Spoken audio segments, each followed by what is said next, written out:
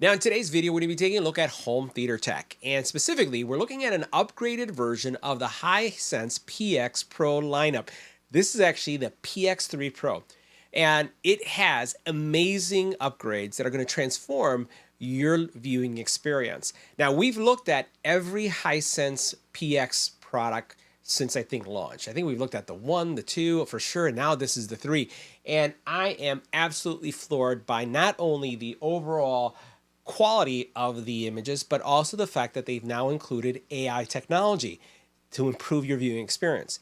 Now, in today's video, we're going to take a look at a couple things. We're going to first take a look at the overall specs, which is what we're going to talk about next, followed by performance, as you can see here.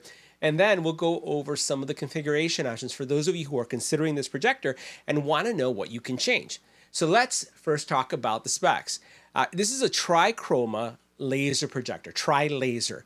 It is 4K HD, UST, and UST means that it just requires inches from your wall. In many cases, when you're thinking about a projector, you may be thinking about, wow, I need to be able to project something from a distance to the wall. In this case, that's not what you need. You just need 9.5 inches. Think about this, 9.5 inches away from your wall to get a 100-inch screen is what we're talking about here. Now, this ultra short throw projector has 3000 ANSI lumens, which makes it bright, and it also makes it a projector that could be a TV replacement. Gone are the days where if you wanted to have a projector, you'd have to have dark, let's say, drapes on every window, blackout shades, so that you can basically enjoy it. We don't do that. We actually have, I think it's like 6 or 7 windows in our living room and a lot of light coming in, and we're watching something like this. So it's amazing, and it's going to give you, again, that freedom of having any room in your home become a theater. Now, the other thing that I love about this lineup is that it's IMAX enhanced, and it also supports 3D. The actual laser has a 25,000 hour laser life.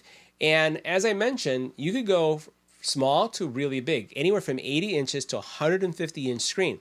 Now, it's not just about the tech when it comes to video, it's also audio.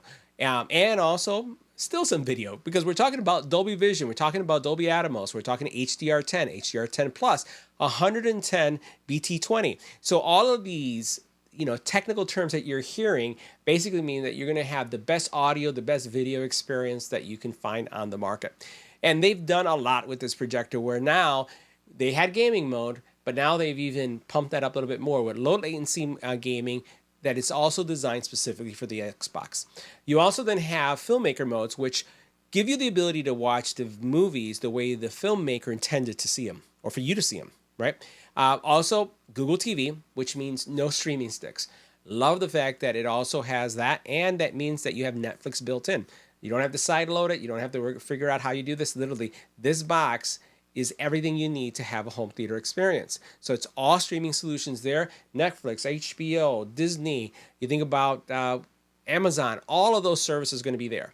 Now, in addition to this, you could also then have a great audio experience because it has 50-watt Harman Kardon speakers that are going to really give you an incredible experience. What I find is that initially, if you are looking to make your best major investment, make it in your video solution. And this will give you the ability to use this as a total solution for some time so that you can go ahead and, if you like, you can upgrade to a surround sound system. But in my experience, this is going to be enough for you.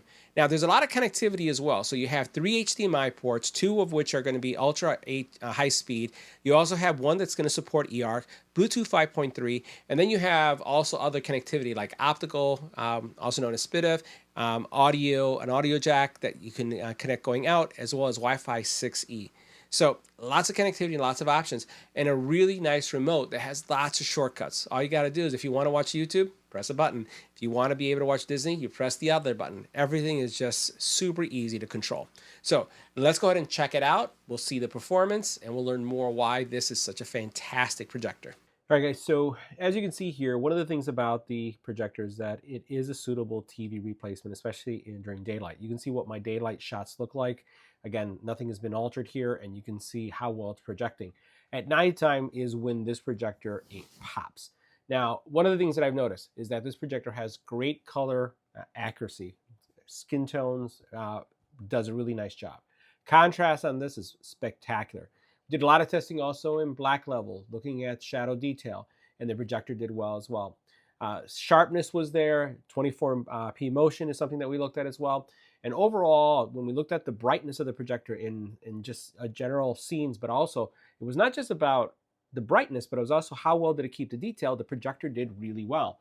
All our tests that you're seeing here are highlighting both daylight viewing as well as nighttime viewing, and then also showing again the black level detail.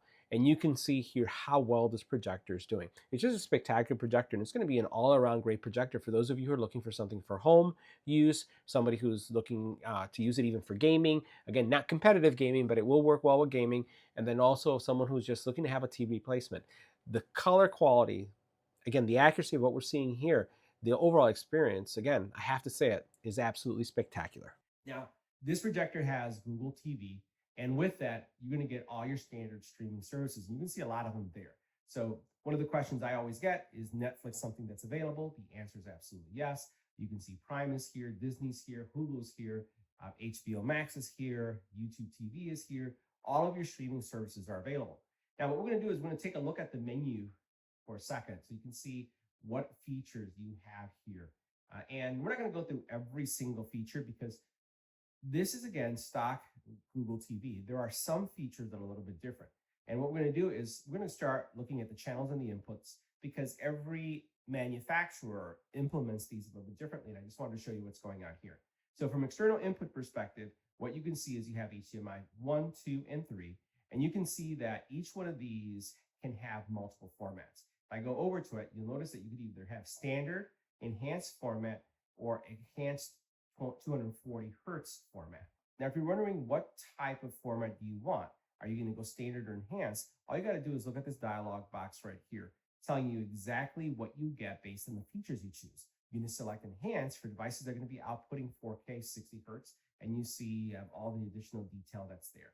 So pretty nice to have that detail there, and then also the fact that you can choose each one of these HDMIs to act in a different way.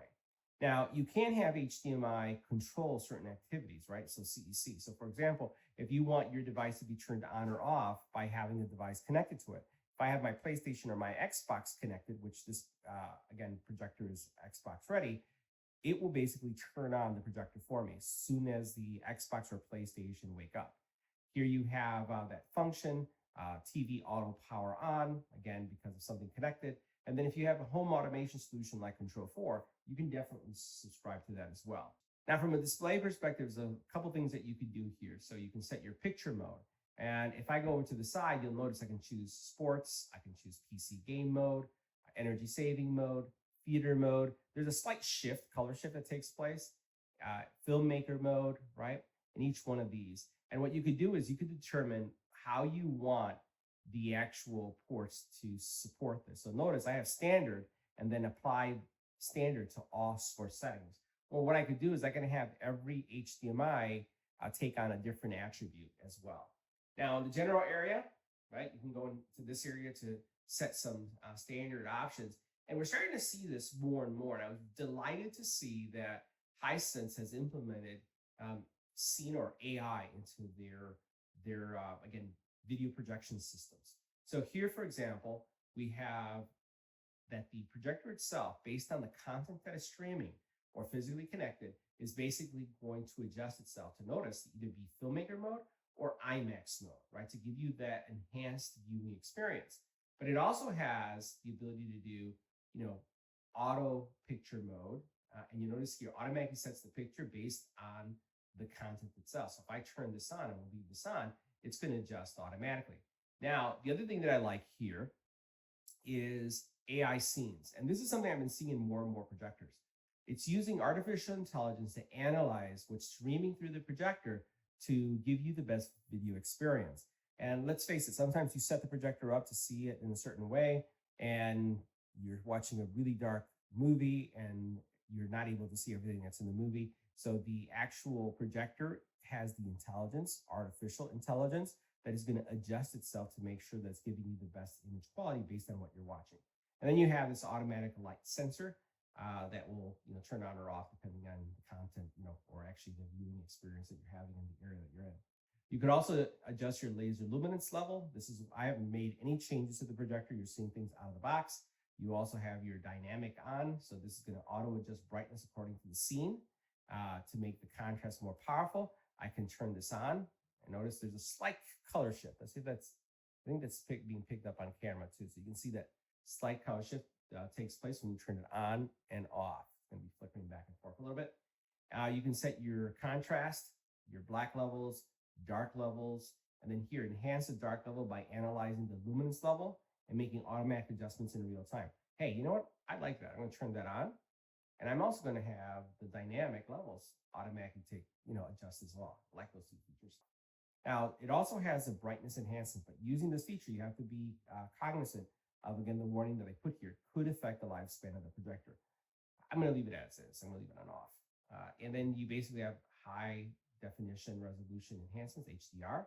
So you can basically turn that on or off. So enhance the contrast and color of SDR content, right? And then if you want to see what this looks like, notice how you can zoom in and zoom out. Let's see what any changes. I didn't notice anything, so we're going to come back off. We'll leave it off. Now you also have HDR enhancement, and you can see here that you can toggle this on and off if you like. Now on the color side, pretty much standard color settings, right? You can set your temperature, you can set color space, dynamic enhancer, color and hue, clarity here, sharpness, gradients, noise reduction, MPEG noise reduction, motion enhancement, which is right now set standard. You have your calibration settings, right? So here's your color tuner, white balance, and then you also have different modes for RGB only. Get out of this. You also then have a screen setting, so you can set what your screen is going to be set as, 16:9, or again, you can see here, you can switch. This feature is not available because of what's being streamed through it, but you can change the aspect ratio if you have that output. Overscan capabilities, again, type of screen. I do have a ultra short throw design screen, so it's fine there. And then the screen size, which this is 120 inches. Now on the sound side, a couple things are going on here. Dolby Atmos, you have your sound mode. I have it right now to auto. You also have some advanced settings, right, that you can basically do some acoustic tuning, right, and identify things, for example, that if you're mounted on the wall in balance. You also then have your auto volume control, lip sync if you see anything that's kind of off. The fact that the system supports eARC, which is really good. Your digital audio output, I can't do anything in here. HDMI audio device guide. And this is going to give you, again, a nice tutorial or explanation of what the right connection model would be. Wireless speaker settings, wired headphones, and this audio only. Your output type, you can set the speaker, HDMI ARC, optical SPDIF, and then you can see you can do Bluetooth, and then WiSA as well as wired. And then you have your ability to configure your network. All these other settings are pretty much standard for Google. You have a menu button, and the cool thing about the menu is that it brings up a short menu at the very bottom. And here you have your picture mode, your sound mode, sleep timer, laser settings. Now in the laser settings, this is something that we hadn't seen. You basically have your projection mode, front ceiling, rear ceiling, which is good. That's all your settings. Auto keystone correction, right? So then it's going to try to adjust itself. Let's see what it does here. And okay, so I've already done this. This is basically, you're going to be able to take a picture of the actual screen, and then basically you'll try to adjust it first by moving the projector, and then you'll be able to continue to set that up. I already did that. You'll notice that my TV cabinet is a little bit too high, so I'm not getting the bottom there. But if it was a little bit lower, I'd be able to get the bottom. I wouldn't be getting that. You have your manual keystone correction. So this is going to be dragging things in, your points. You don't have to worry about that. Focus adjustment. So here you'll be able to do up and down to configure that. Eye protection, great for kids. So if someone gets close to it, the projector will turn off. Turning on 3D, and then your DLP turbo mode, right? So that's going to be boosting, again, performance, especially if you're doing some gaming. And for those of you who are crazy serious gamers, like for me, that's fine. I'm not a crazy gamer, so I don't really use the turbo mode. You have your output again, sound, and that's pretty much all the things that we would be interested in. So guys, that wraps up our review. See you in the next video.